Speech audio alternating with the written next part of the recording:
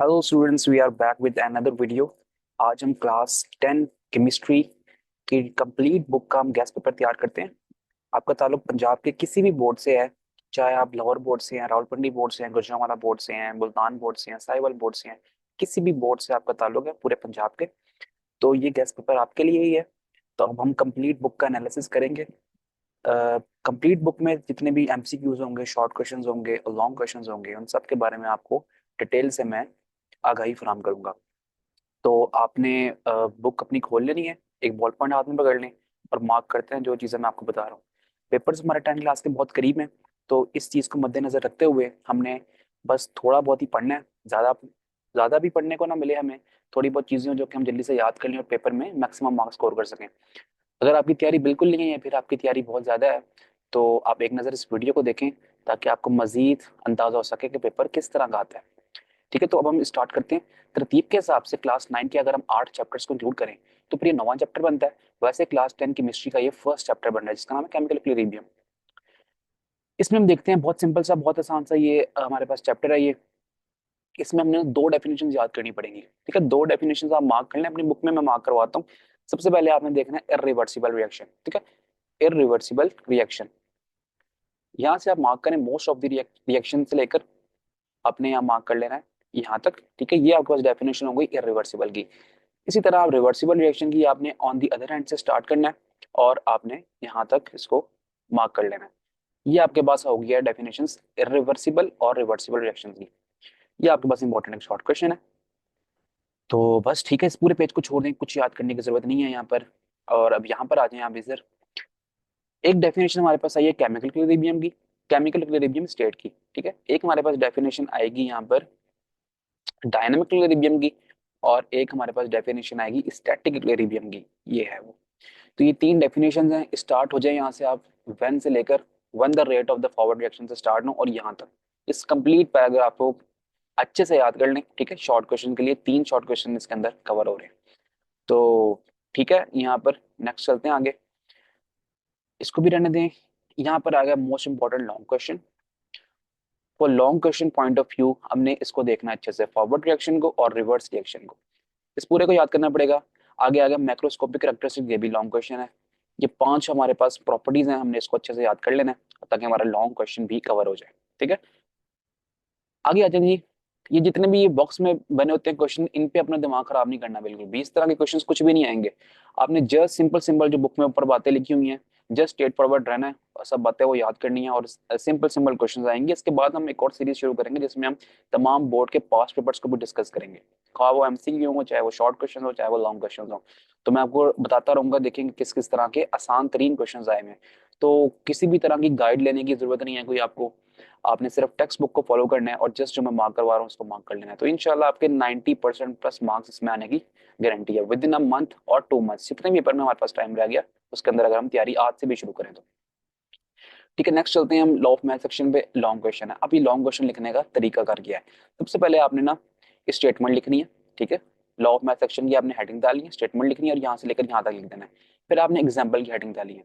Example की heading में आपने फिर ये पूरा का पूरा जो रिएक्शन है ना, आपने ये लिखना है। ठीक है, उसके बाद आपने डालनी है एक्सप्लेनेशन की हेडिंग। क्या? एक्सप्लेनेशन।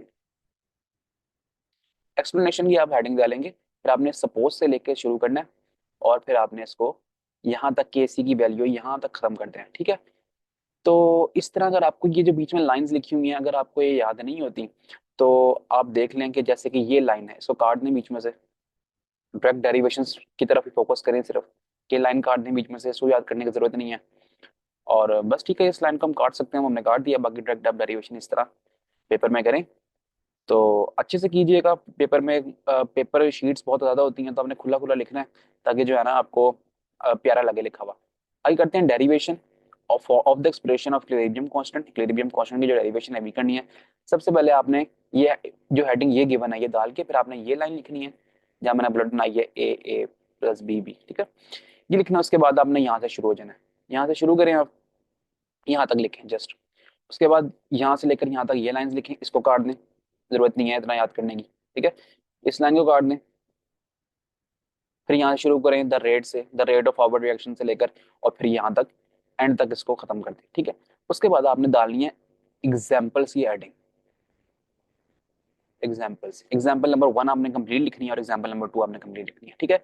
ये दोनों एग्जाम्पल्स ना फॉर शॉर्ट क्वेश्चंस के लिए भी है इंपॉर्टेंट है, ठीक है। शॉर्ट क्वेश्चन में भी आपसे पूछा जाएगा, शॉर्ट क्वेश्चन में जस्ट आपको ये रिएक्शन दे दिया जाएगा और कहा जाएगा कि आप इसकी वैल्यू निकालें केसी की।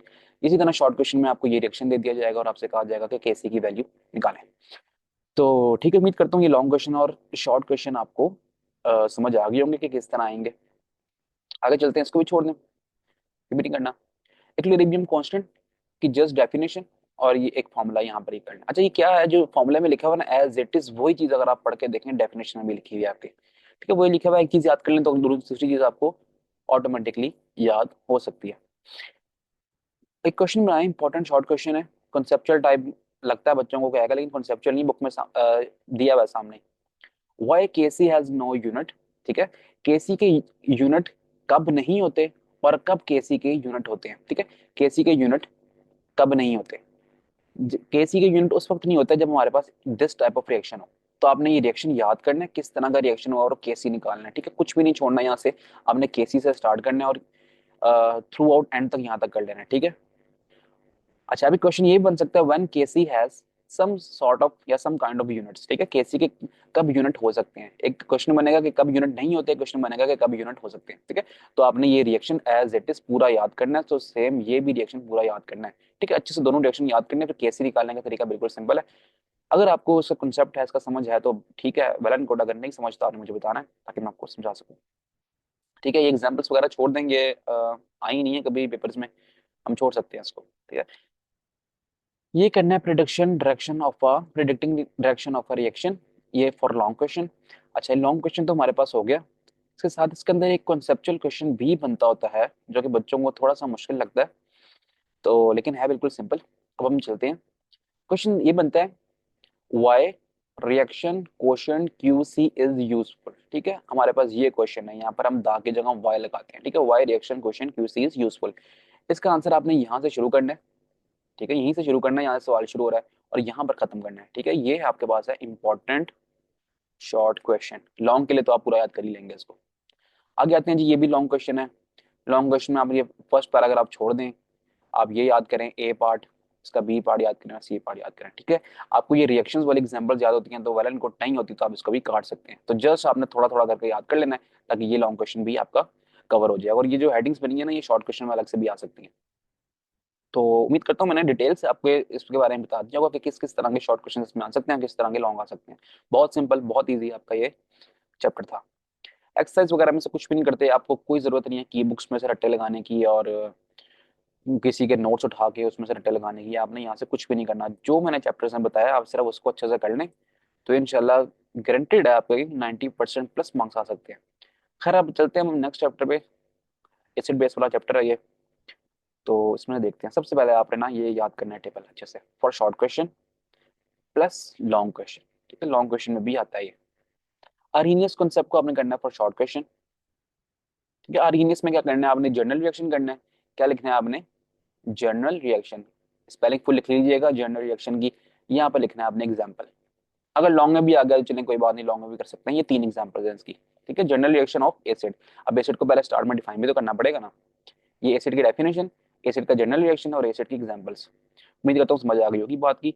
सिमिलरली हमने जाना है बेस को डिफाइन करना है, ठीक है। ऑन द अदर हैंड से लेकर आप शुरू कर सकते हैं उसको, यहाँ तक ये बेस को डिफाइन कर दें, ठीक है। ये डेफिनेशन हो गई है, फिर ये हो गया इसका जर्नल रिएक्शन, उसके बाद ये हो गई इसकी एग्जाम्पल, ठीक है ना। अब उम्मीद करता हूँ कि आपको ये एग्जाम्पल्स भी समझ आ गई होंगी कि किस तरह इसको अटेम्प्ट करना है as a long question and as a short question. Important acid bases के अगर आपने नाम याद करना है तो कर लें, अगर नहीं करने तो फिर it's all up to you, आपकी मर्जी है। ये पॉइंट याद करें फॉर एमसीक्यू कि acid give positive hydrogen ion in water, bases give OH negative ion in water. OH के ऊपर नेगेटिव होता है, ये देखें बस ख्याल करें। Limitation, important short question, important short question, ठीक है। Limitation of Arrhenius. Bronsted Lowry concept के बारे में आपने अगर लॉन्ग में करना है तो ठीक है, लॉन्ग में अगर नहीं करना तो जस्ट आप इसकी ना डेफिनेशन करें बेस की और एसिड की, ठीक है। एसिड और बेस दोनों की डेफिनेशन करें for short question point of view. आगे यहाँ पर एक चीज और आता है कॉन्जुगेट एसिड और कॉन्जुगेट बेस, इन दोनों की आप शॉर्ट क्वेश्चन के लिए डेफिनेशन याद करें और बाकी छोड़ दें, कोई मसला नहीं है, ये लॉन्ग क्वेश्चन के लिए नहीं आएगा। आगे चलते हैं जी, ये बहुत इंपॉर्टेंट है लॉन्ग क्वेश्चन के लिए, ठीक है, इंपॉर्टेंट लॉन्ग क्वेश्चन है ये। Lewis concept of acid and base, इसमें आपने अगर शॉर्ट के लिए करना है तो एसिड की डेफिनेशन करें, साथ ही आप इसमें ना नीचे एक और है, अच्छा बेस बेस की डेफिनेशन भी ऊपर ही आ जाएगी यहाँ पर, एसिड बेस की, यहाँ तक बनती हैं दोनों, ठीक है, ये बेस की आ गई और ये एसिड की आ गई है। डेफिनेशन करें, ये एग्जांपल ये बनानी आनी चाहिए आपको पूरी की पूरी, ये जो इन्होंने बनाई हुई है ना मुश्किल सी कॉम्प्लेक्स सी, अच्छा मुश्किल तो है नहीं लेकिन बहुत सिंपल है, समझ आ जाए तो बहुत सिंपल है। एक एग्जांपल ये हो गई, एक एग्जांपल हमारे पास ये हो गई, ठीक है, डेफिनेशन लिखनी है, फिर दोनों एग्जांपल दे देनी है, फिर आपने एक अलग से एक शॉर्ट क्वेश्चन भी आ सकता है एडक्ट के बारे में, लेकिन लॉन्ग में लिखेंगे तो आपने एडक्ट के बारे में बताना है, ठीक है। तो इतना बता दें आप, ठीक है। अब कौन कौन सी चीजें हैं जो कि according to Lewis concept acid के तौर पे एक्ट करती हैं और कौन सी बेस के तौर पे एक्ट करती हैं, वो ये बातें लिखी हुई हैं।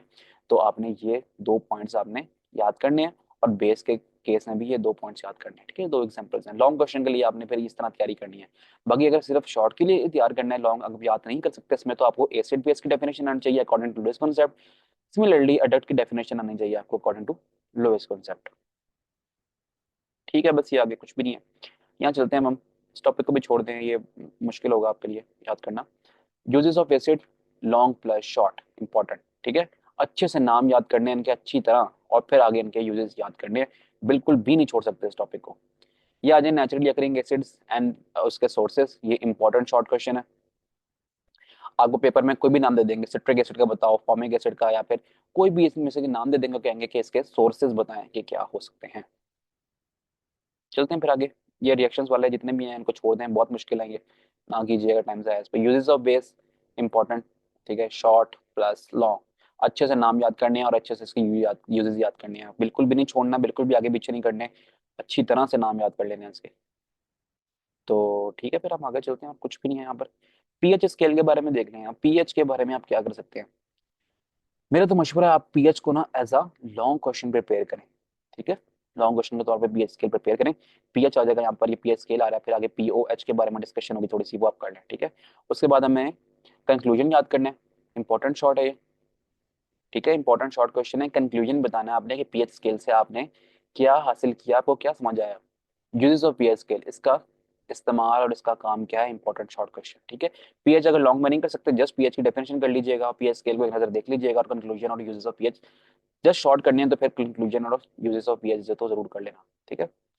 इंडिकेटर की डेफिनेशन कर लीजिएगा, जस्ट फॉर शॉर्ट क्वेश्चन में लिख देता हूँ यहाँ पर, शॉर्ट क्वेश्चन, ठीक है। तो अगर आपने सिर्फ पूछ बताऊँ मैं कितना करना है, तो आप जस्ट यहाँ से लेकर यहाँ तक भी कर सकते हैं, ये इनफ है short question,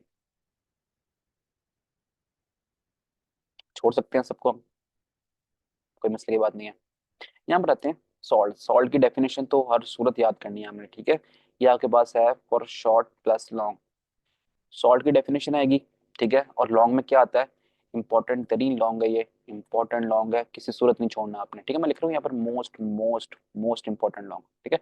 characteristics of proper characteristics properties of salt, ठीक है, ये चार की चार है, हमने याद कर लेनी है, बहुत सिंपल है, बहुत ईजी है। तो ठीक है, फिर नेक्स्ट चलते हैं आगे। इस टॉपिक को छोड़ दें, इसकी भी जरूरत नहीं है, इसको भी छोड़ दें, इसकी भी जरूरत नहीं है।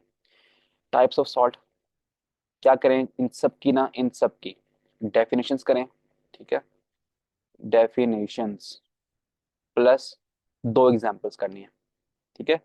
नॉर्मल और न्यूट्रल सॉल्ट की जगह भी दो एग्जांपल्स कर लें, एसिडिक सॉल्ट की भी दो एग्जांपल्स कर लें, बेसिक सॉल्ट की भी दो एग्जांपल्स कर लें, डबल सॉल्ट की, जितनी भी दी हैं मुश्किल मुश्किल नाम आपको लग रहे होंगे बजाय तो ये, तो दो कोई भी एटलीस्ट आपको दो आने चाहिए, ठीक है। मिक्स सॉल्ट की भी कर लें, एग्जांपल्स दी हुई हैं, कॉमन सॉल्ट की भी एग्जांपल्स दी हैं, वो भी कर लें, ठीक है, सबकी दो दो एग्जांपल्स कर लें, और ये आपका लॉन्ग क्वेश्चन प्रिपेयर हो जाएगा। शॉर्ट क्वेश्चन में भी आएगा तो किसी किसी एक टाइप ऑफ सॉल्ट की डेफिनेशन आ जाएगी, प्लस आपको उसकी एग्जांपल्स भी देनी होंगी, ठीक है। ऐसा नहीं होगा कि सिर्फ डेफिनेशन लिख दो और भैया दो नंबर मिल गए हैं, नॉट पॉसिबल, ऐसा नहीं हो सकता। यूजेस ऑफ सॉल्ट का ये जो टेबल है ये मोस्ट इंपॉर्टेंट है, इसको नहीं छोड़ना आपने, ठीक है। ये जितने भी सॉल्ट्स लिखे हैं आपने इसको याद करना है। यहाँ पर एक आएगा न्यूट्रलाइजेशन रिएक्शन, ये जस्ट बहुत सिंपल कॉन्सेप्ट है। हम अगर एसिड और बेस को ऐड करें तो क्या बनता है, सॉल्ट बनता है, प्लस वाटर बनता है ना, सिंपल। एसिड बेस को ऐड करो तो क्या बनेगा, सॉल्ट प्लस वाटर। तो क्या किया, एसिड बेस क्या बना, salt and water. Just neutralization reaction की डेफिनेशन करें, एक जर्नल रिएक्शन की हेडिंग डालें, ये लिखें, साथ में कोई भी तीन एग्जांपल्स दी हुई हैं, एटलीस्ट वन, ठीक है, कोई भी एक एग्जांपल आपने दे देनी है। तो उम्मीद करता हूँ यहाँ पर आपको बातें समझ आ गई होंगी। जितना आसान कर सकते थे इस चैप्टर को मैंने कर दिया है। और हर तरह भी क्वेश्चन बता दें किस तरह के, कोई घुमा फिरा के सवाल नहीं आना। जस्ट जिस तरह मैंने बताया क्वेश्चन बताए, आंसर्स बताए, आपने इसी तरह प्रिपेयर करना है इसको। तो ठीक है, एक्सरसाइज में शॉर्ट क्वेश्चन दिए, मैं कोई करने की जरूरत नहीं है यहाँ पर। ये जरूरी नहीं है इस तरह कोई भी नहीं आएंगे। नेक्स्ट चलते हैं अब हम चैप्टर नंबर 3 की तरफ। Okay, chapter number 3 organic chemistry का है। तरतीब के लिहाज से 11वां चैप्टर बनता है अगर हम 9th क्लास की केमिस्ट्री को भी साथ में ऐड करें तो।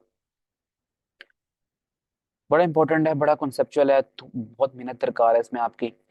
इसके बारे में अगर आपको कोई चीज़ पूछनी है, कुछ समझना है, तो आप मुझे ज़रूर बताइएगा, ताकि मैं डिटेल से आपको ऑर्गेनिक केमिस्ट्री के बारे में समझा सकूँ। ठीक है, डिटेल टॉपिक है ये, तो इस तरह रट्टे रोटे लगा के आप इसको छोड़ नहीं सकते किसी भी सूरत। बहरहाल हम कोशिश करेंगे, अगर आपको रिएक्शन से प्रॉब्लम है तो हम रिएक्शंस वाले क्वेश्चंस को कम से कम करेंगे, और बाकी जो पेपर्स में आते हैं चीज़ें उनको हम देख लेंगे। तो अगर चॉइस वगैरह भी होती है पेपर में, तो चॉइस में भी छोड़ सकते हैं इस तरह की चीज़ों को। तो बहरहाल हम शुरू करते हैं थ्योरी टाइप क्वेश्चन से। याद करने वाली चीज़ें तो याद हो ही जाती हैं। फर्स्ट ऑफ ऑल सबसे पहले देखना है हमने vital force theory. What is vital force theory? तो हमने देखना, according to the a vital force theory, organic compound could not be prepared in laboratories because they were supposed to be synthesized under the influence of mysterious force called vital force, inherent only in living things. ठीक है, what is vital force theory? Most important short question. आगे चलते हैं। आगे देखना हमने कि किसने वाइटल फोर्स थ्योरी को रिजेक्ट किया। ठीक है, होलर, जिसने वाइटल फोर्स थ्योरी को रिजेक्ट किया और क्या बनाया, यूरिया। तो आपने vital force theory suffered death below in 1928। आगे आपने यहाँ से लेकर यहाँ तक कर लेना है। ये रिएक्शन भी करना है, बड़ा सिंपल रिएक्शन है। NH4CnO है, इसको हीट अप किया तो बस ये इसने अपने आप को रीअरेंज कर लिया। देखिए H2N, वही H2N यहाँ पर लिखा हुआ है। जस्ट यहाँ पर C और O था, वो C और O यहाँ पर आ गया, है ना, सिंपल। तो NH4 था ना, और यहाँ पर एक N था, मतलब दो N है हमारे पास। और क्या क्या चीजें हैं, एक कार्बन है, और 4 हाइड्रोजन है, और क्या है, एक ऑक्सीजन है। ठीक है, इसको तो आप अरेंज करें। 2 नाइट्रोजन है ना, एक नाइट्रोजन यहाँ पर लगा, इसको दोबारा मैं अरेंज करता हूँ फिर समझें इसको। देखें, एक नाइट्रोजन यहाँ लगा दिया, एक नाइट्रोजन यहाँ लगा दिया। इसका 2 नाइट्रोजन को अरेंज करें क्योंकि इसका काम खत्म हो गया। नेक्स्ट क्या है हमारे पास, कार्बन एंड ऑक्सीजन। ये देखें, कार्बन एंड ऑक्सीजन यहाँ लगा दिया। फिर क्या रहेगा, 4 हाइड्रोजन, तो 2 हाइड्रोजन इसको दिए, 2 हाइड्रोजन इसको दे दिए। तो ये हमारे पास कंप्लीट रिएक्शन हो गया। इस तरह यूरिया का फॉर्मूला, ये यूरिया बनता है इस तरह। तो उम्मीद करते हैं आपको समझ आ गया होगा। ऑर्गेनिक केमिस्ट्री की डेफिनेशन क्लास 9 में कर ली थी, तो आपको करने की जरूरत नहीं है, छोड़ सकते हैं उसको। ये है जी हमारे पास long question plus short questions. Short questions बन सकते हैं इसमें किस तरह के, मॉलिक्यूलर फार्मूला क्या होता है, स्ट्रक्चर फार्मूला क्या होता है, condense formula, Totten cross formula क्या होता है। तो यहाँ से लेकर यहाँ तक पूरा कंप्लीट करना पड़ेगा आपको। मॉलिक्यूलर फार्मूला, स्ट्रक्चर फार्मूला की आप स्ट्रक्चर फार्मूला भी कंप्लीट करना पड़ेगा। ये 2 तरह के स्ट्रक्चर है, सिर्फ एन ब्यूटेन बनाने, आइसो को रहने दें। अच्छा जी, कंडेंस फार्मूला के बारे में बात करें, अगर हम इसको ही पूरा करना पड़ेगा, बहुत सिंपल है, अगर कॉन्सेप्ट है तो समझ आ जाएगा। ठीक है, एन ब्यूटेन और आइसो ब्यूटेन।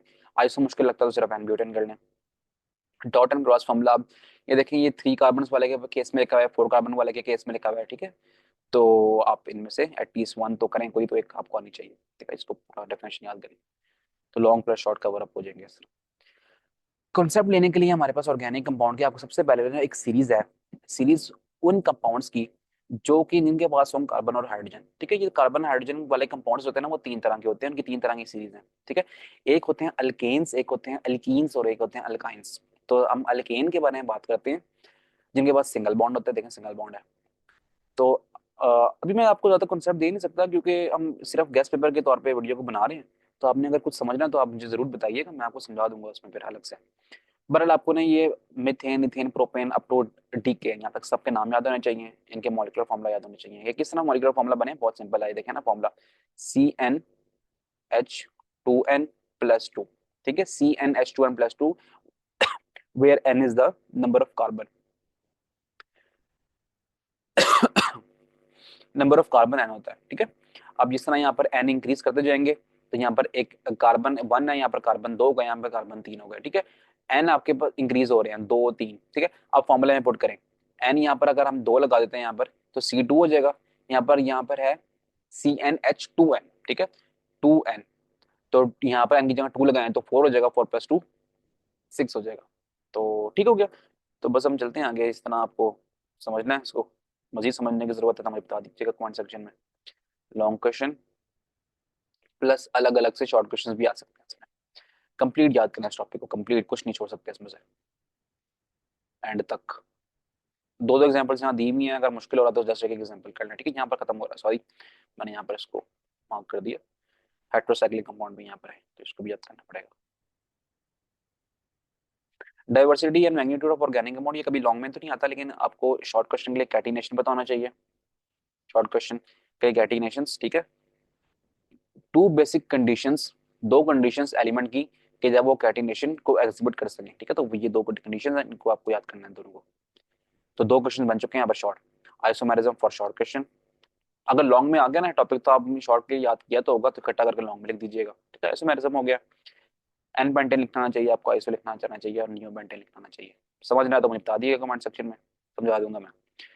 आइसोमेरिज्म के केस में तीनों तीनों एग्जांपल्स देनी पड़ेंगे क्योंकि आइसोमेरिज्म एक्चुअली होता ही ये है, ठीक है। तो आप ये ऐसा नहीं कर सकते कि एक एग्जांपल दिया समझेंगे आपका नंबर मिल जाएंगे पूरा, ऐसा नहीं हो सकता। आइसोमेरिज्म का कांसेप्ट समझ ही जब आएगा जब आप एग्जांपल सारी की सारी देंगे। Strength of covalent bond of carbon, multiple bonding, ये सब आपको आना चाहिए for a short question. Characteristic of organic compound, ये भी आपने कंप्लीट याद करनी है, ठीक है। यहाँ लिख रहा हूँ मैं 100% सारा कुछ याद करना है इसमें, सभी 10 की 10 है, सब याद करनी है, कोई भी शॉर्ट में आ सकता है। देखिए किस तरह शॉर्ट में आएगा। अगर हम बात करें रेट ऑफ रिएक्शन की, ठीक है, तो आप जस्ट एक आपकी हेडिंग आ जाएगी कि एक्सप्लेन रेट ऑफ रिएक्शंस, ठीक है, rate of reaction of organic compound as compare with the inorganic compound. इस तरह क्वेश्चन बन सकता है कि ऑर्गेनिक और इनऑर्गेनिक कंपाउंड के रेट ऑफ रिएक्शन कंपेयर करें, ठीक है। इसी तरह आइसोमेरिज्म कंपेयर करने को आ सकता है, ऑर्गेनिक और इनऑर्गेनिक के केस में मेल्टिंग एंड बॉइलिंग पॉइंट आ सकता है, कंपेयर करें ऑर्गेनिक एंड इनऑर्गेनिक के, ठीक है। इस तरह आ सकता है। तो आपने सिर्फ अच्छे से याद किया होगा तो क्वेश्चन आपके खुद ब खुद जेहन में आ जाएंगे कि क्वेश्चन आया कहाँ से है। तो हम पास्ट पेपर्स को भी डिस्कस करेंगे तो पता लग जाएगा आपको। कोल क्या होता है, what is the definition of coal, coal को आपने यहाँ से यहाँ तक याद करना है। अच्छा एक लाइन और याद करनी है, क्वेश्चन आता होता है अलग से इसका कि how coal was form. Coal was form लिखा हुआ है यहाँ पर, तो हाउ हम कह सकते हैं हाउ कोल इज फॉर्म। तो हम ये भी कह सकते हैं इस तरह के हाउ लिखेंगे यहाँ पर, हाउ कोल वॉज फॉर्म। तो किस तरह हो सकता है, by decomposition of dead plants बuried under the earth crust billions of years ago, conversion of wood into coal is called carbonisation. एक डेफिनेशन कार्बनाइजेशन की होगी। तीन शॉर्ट क्वेश्चंस कवर हो रहे हैं यहाँ से, तीन शॉर्ट क्वेश्चंस इन 4 लाइंस के अंदर। कैसे, व्हाट इज कोल्ड, एक क्वेश्चन ये हो गया कोल के बारे में, ठीक है। एक क्वेश्चन हमारे पास ये हो गया कार्बनाइजेशन के बारे में, कार्बोनाइजेशन, चलें गंदा होता लिखा जा रहा है लेकिन आपको समझ तो आ रहा है ना। एक क्वेश्चन हमारे पास ये हो गया कि हाउ, ये वाला हाउ कोल वाज फॉर्म, ठीक है। तीन क्वेश्चन है, इनको अच्छे से तैयार कर लेना है, ज्यादा याद करने की जरूरत नहीं है इसमें। जस्ट 4 लाइनें याद करें, तीन शॉर्ट क्वेश्चन कवर हो जाएंगे। आगे आते हैं इस टेबल पे, ये बहुत इंपॉर्टेंट है एमसीक्यू के लिए। तो एमसीक्यू प्लस शॉर्ट क्वेश्चन बहुत बहुत बहुत इंपॉर्टेंट है। हाँ, नेक्स्ट चलते हैं अब हम।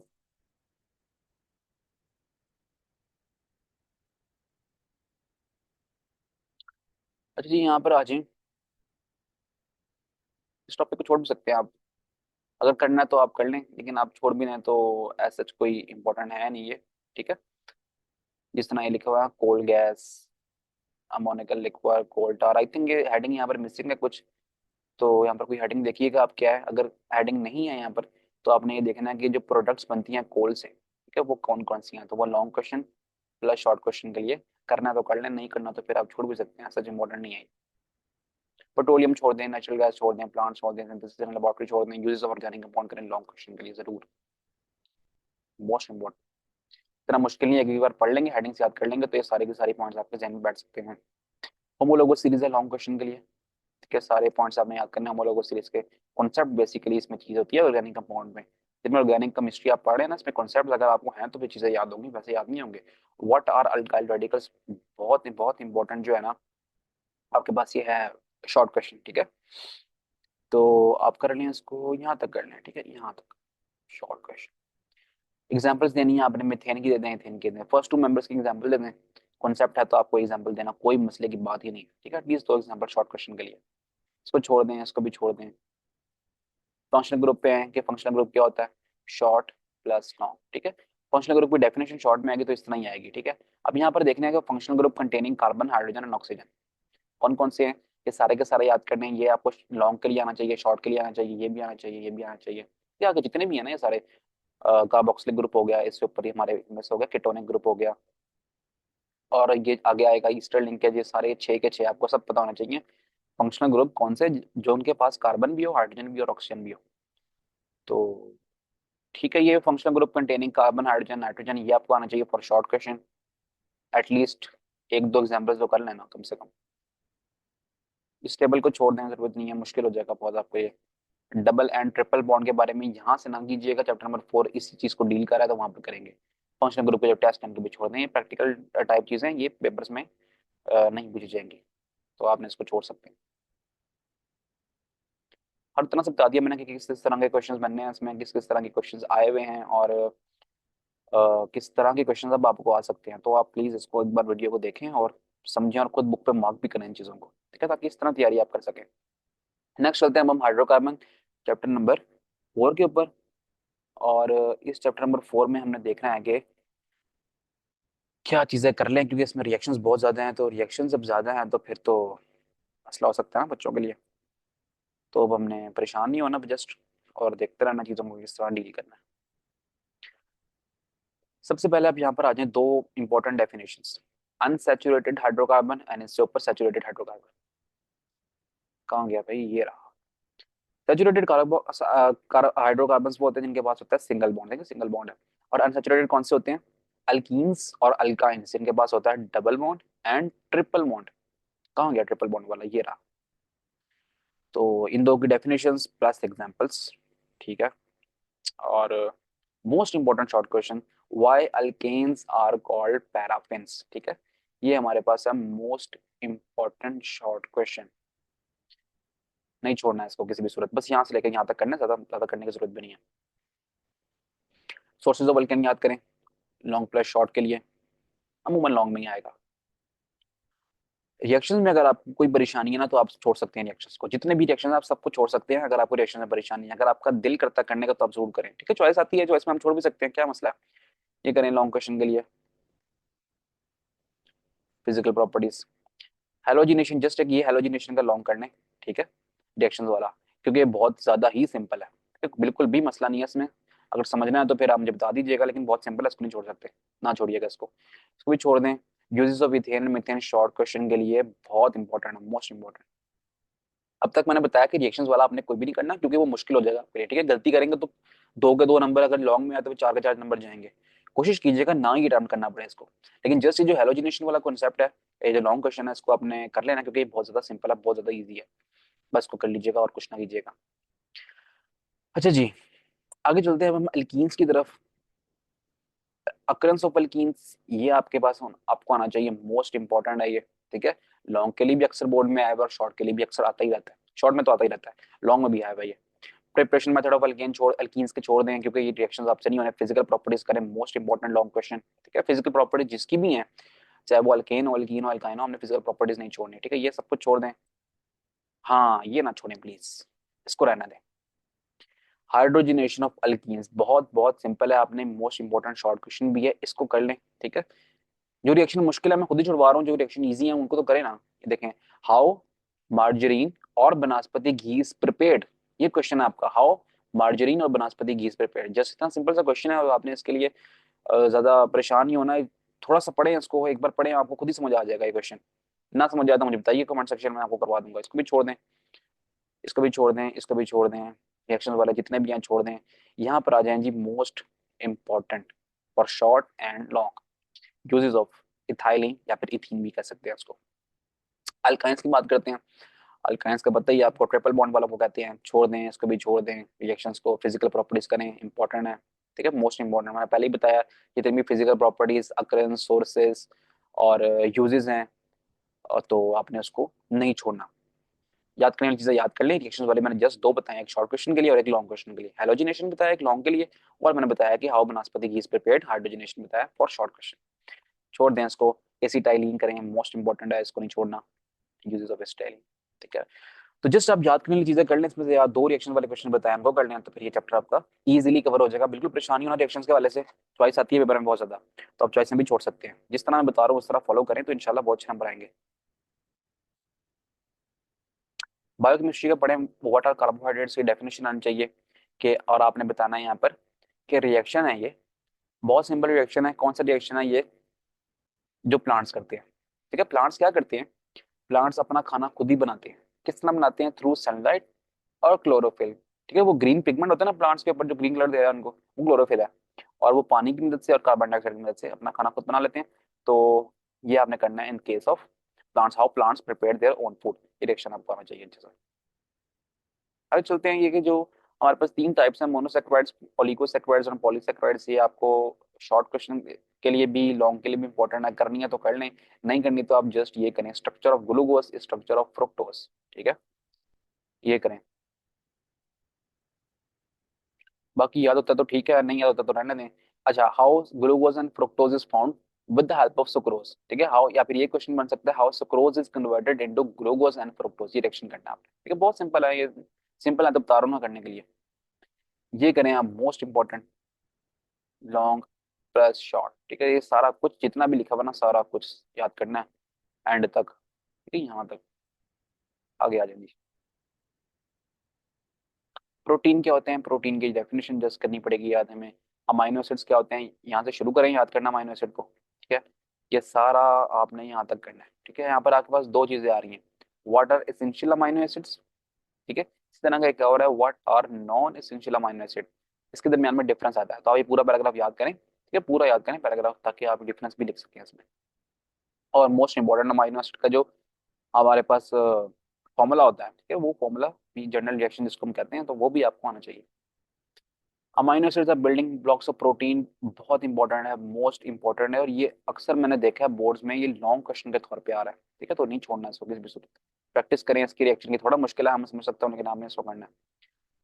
सोर्सेज और यूजेस तो करने ही करने हैं। ठीक है, लॉन्ग इंपॉर्टेंट सारे करने हैं इसको। तो लिपिड्स की जस्ट डेफिनेशन करें। ठीक है, यहाँ पर स्ट्रक्चर ऑफ लिपिड करें, ट्राइग्लिसराइड का स्ट्रक्चर बना हुआ है। ठीक है, और प्रॉपर्टीज करें लिपिड्स की। आगे चलते हैं, फैटी एसिड्स, फैटी एसिड्स की आपने डेफिनेशन करनी है, और ये टू टाइप्स हैं, बहुत इंपॉर्टेंट इनको करना है। सोर्सेज एंड यूजेस, ये लॉन्ग क्वेश्चन के लिए इंपॉर्टेंट है, सारे कर लें इसको एंड तक। आगे चलें जी, डीएनए एंड आरएनए, क्या करना है जी इसका, कर लें याद इसको। ठीक है, लॉन्ग क्वेश्चन के लिए। आरएनए को याद करें शॉर्ट क्वेश्चन के लिए, नहीं छोड़ सकते।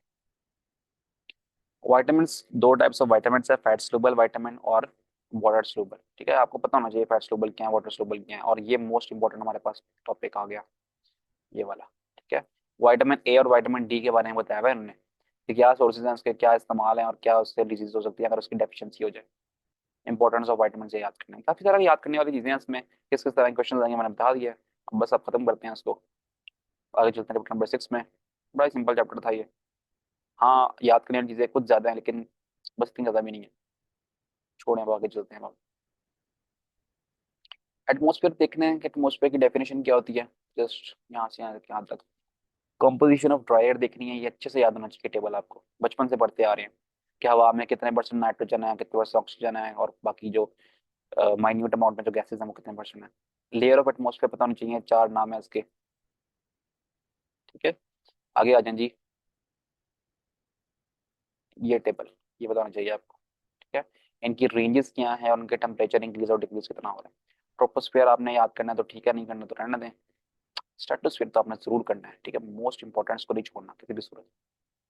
स्ट्रेटोस्फेयर को किसी सूरत नहीं छोड़ना, क्योंकि यहाँ पर बहुत, क्योंकि ना यहाँ पर देखिए बहुत इंपॉर्टेंट शॉर्ट क्वेश्चन बन रहे हैं कि in which region ozone is formed, in which region ozone is decomposed. ठीक है, और in which region no ozone is formed. तीन तरह के रीजन होते हैं, मिड स्ट्रेटोस्फेयर, ठीक है, अपर स्ट्रेटोस्फेयर, लोअर स्ट्रेटोस्फेयर, लिखा भी है यहाँ पर। ठीक है, इन तीनों को देखें आप, तो यहाँ पर इसको पढ़ लेंगे ना पूरा, तो पता लग जाएगा आपको ओजोन कहाँ कहाँ बनता है। तो ये शॉर्ट क्वेश्चन आता है अलग से कि ओजोन कहाँ पर बनता है, किस रीजन में बनता है, तो ये आपने जरूर करना है। अच्छा जी, चलते हैं न्यूटन्स, न्यूटन की डेफिनेशन बस सांस ले रहे हैं। कंटामिनेंट्स की डेफिनेशन, ठीक है, एयर पोल्यूशन की डेफिनेशन। इसी तरह अगर आपको आ जाए ना कि वाटर पोल्यूशन की क्या होती है, तो आपने यहाँ पे लिखना है, एयर को काट के वाटर लिख देना है। अगर आपको आ जाए कि सॉइल पोल्यूशन क्या होती है, तो आपने इसको काट के हमने सॉइल लिख जस्ट डेफिनेशन को दिया आपके पास। डिफरेंस बहुत इंपॉर्टेंट है, ये प्राइमरी में और secondary। एग्जाम्पल्स कब सारी दी हुई है इन्होंने, देखो कब सारी एग्जाम्पल्स दी हुई है, दो दो एग्जाम्पल्स पढ़ेंगे। सोर्सेज ऑफ वेयर पोल्यूटेंट सबसे पहले आते हैं ऑक्साइड्स ऑफ कार्बन डाइऑक्साइड और कार्बन मोनोऑक्साइड, ये याद करना है आपको। Green house effect global warming बहुत इंपॉर्टेंट तो है, लेकिन क्या करें, अगर याद होता है तो वेरी इंपॉर्टेंट, नहीं याद होता तो आप भूल जाएंगे इसको। अच्छा फिर याद क्या करें जल्दी, चीज को ये effect of global warming most important. आगे आ जाएंगे, सल्फर के कंपाउंड्स के बारे में लिखा हुआ है, छोड़ दें इफेक्ट ऑफ सल्फर डाइऑक्साइड का, कैसे क्या असर आते हैं, क्या नुकसान आते हैं वो याद करें, लेकिन नाइट्रोजन के बारे में छोड़ दें बस, कहना नहीं तो याद करें ना फिर। How acid rain is form, बहुत important. How acid rain is form, कैसे बनती है भाई एसिड रेन, इसके बारे में आपको बताना पड़ेगा आज के कहीं। आगे आ जाते हैं भाई, effect of acid rain is long question. अच्छा जो बता रहा हूँ ना वहाँ पर, ये भी लॉन्ग क्वेश्चन ही है, लॉन्ग क्वेश्चन है ये। शॉर्ट में अगर आ गया तो ठीक है, लेकिन आएगा नहीं काफी बड़ा हो जाएगा, लॉन्ग भी आएगा। ये फिर चार के चार हैं, चार ओजोन के बारे में डिस्कस करते आ जाते हैं। स्ट्रेटोस्फीयर में यहाँ पर ज्यादा देखने की जरूरत नहीं है इसको, जस्ट आपने यहाँ पर आना है एंड पर इफेक्ट ऑफ ओजोन डिप्लीशन, बस ये ओजोन और बस कुछ याद करने की जरूरत नहीं। खत्म हो गया चैप्टर भी, बहुत सिंपल था, कोशिश किया कम से कम याद करना पड़े तो ठीक है, बस हो जाएगा यहाँ तक तो याद हो ही जाता है। वाटर डिस्ट्रीब्यूशन क्या है, ग्लेशियर्स में कितने परसेंट पानी है, और ओशंस में कितना है, ग्राउंड वाटर कितना है, वाटर कितना है, ठीक है, और ड्रिंकेबल वाटर किसको कहते हैं, और प्रॉपर्टीज ऑफ वाटर आपने याद करनी है, ठीक है। पहली कर लें, दूसरी कर लें, तीसरी कर लें, चौथी कर लें। पेट कैपेसिटी, ये इंपॉर्टेंट एमसीक्यू है, ठीक है। पेट कैपेसिटी ऑफ वाटर कितनी होती है, आपको आना चाहिए, ठीक है। तो ये करना पड़ेगा पॉइंट भी, यहाँ पर कैपिलरी एक्शन की भी डेफिनेशन आती है, कैपिलरी एक्शन, ये भी आपने करना है फॉर शॉर्ट क्वेश्चन। छह की छह प्रॉपर्टीज करेंगे तो कैपिलरी एक्शन की ऑटोमेटिकली याद हो जाएगा, पॉइंट तो जरूर आपने करना है यार। बाकी जितने भी है ना ये देख चुके हैं, तो आप कह सकते हैं डेंसिटी एट 1 ग्राम पर सेंटीमीटर क्यूब कितनी होती है, ये एमसीक्यू के लिए इंपॉर्टेंट है, आया हुआ भी है एमसीक्यू के लिए, और ये भी आया हुआ है कैपेसिटी वाला एमसीक्यू के लिए। तो कैपिलरी रिएक्शन आपको बस आएगा शॉर्ट क्वेश्चन के, लेकिन आप छह की छह पूरी प्रॉपर्टीज याद करें, प्रिपेयर करें फॉर लॉन्ग क्वेश्चन, ताकि आपके एमसीक्यू और शॉर्ट क्वेश्चन बेशुमार हैं इसके अंदर, तक सब याद हो जाए। ये छोड़ देंगे तो फिर पोलैरिटी वाला मुश्किल हो जाएगा। सॉफ्ट वाटर पता होना चाहिए, हार्ड वाटर पता होना चाहिए आपको क्या होता है, टाइप्स ऑफ हार्डनेस पता होना चाहिए, टेम्परेचर परमानेंट के बारे में। हाउ अच्छा आगे आएगा, removal of temperature hardness by boiling by plant पाना चाहिए, आपको आना चाहिए पूरा पूरा याद करना। रिमूवल ऑफ परमानेंट हार्डनेस, ये करना कंप्लीट टॉपिक याद, ये काफी लेंथी हो जाएगा, लेकिन आपने इसको करना है। डिसएडवांटेज ऑफ, आगे आ जाएंगे इंडस्ट्रियल इफ्लुएंस, छोड़ सकते हैं काफी लंबा है, डोमेस्टिक इफ्लुएंस छोड़ सकते हैं काफी लंबा, इंडस्ट्रियल इफ्लुएंस काफी लंबा छोड़ सकते हैं। इफेक्ट ऑफ वाटर पोल्यूशन याद करनी है कंप्लीट, वाटर बॉर्न डिजीज याद करनी है सारी की सारी, कंप्लीट याद करनी है, कंप्लीट सारी याद करनी है, अलग अलग क्वेश्चन है। एंड में एक और पॉइंट यहाँ पर आ सकता है, ये यहाँ पर prevention of water borne disease को याद, ठीक है। जो छोड़ सकते थे मैंने छुड़वा दिया है, जो नहीं छोड़ सकते मैंने नहीं छुड़वाया, ये सब कुछ आया हुआ है, क्या करें, जब तक थोड़ा सा मुश्किल हो जाएगा। अच्छा इसको शॉर्ट क्वेश्चन के लिए याद करें, मिनरल्स को ओर्स को याद करें, what is the difference between minerals and ore, difference आएगा इनमें से, क्या डिफरेंस क्या होता है इन दोनों के दरमियान, ये आपको आना चाहिए। गैंग क्या है, मेटलर्जी क्या है, बहुत जरूरी है। इसको छोड़ सकते हैं, इसको भी छोड़ सकते हैं, इसको भी छोड़ सकते हैं, इसको भी छोड़, अच्छा इसको नहीं छोड़ सकते थे, ये करें आप रिफाइनिंग और प्योरिफिकेशन ऑफ मेटल्स, करना है तो ठीक है, नहीं करना तो फिर आपको मर्जी है। सॉल्वे प्रोसेस, ये रहा most important, most most most important question, नहीं छोड़ना, इसको पूरा करना है। आगे यूरिया के बारे में आएगा, भी करना पड़ेगा, advantage of solid process, urea पर ठीक है ना, ये सारा सॉलिड प्रोसेस के बारे में जितने भी पॉइंट्स है ना, पांच के पॉइंट सारे करने हैं, एडवांटेज ऑफ सॉलिड प्रोसेस करना है, तो लॉन्ग क्वेश्चन के लिए इंपॉर्टेंट लॉन्ग क्वेश्चन।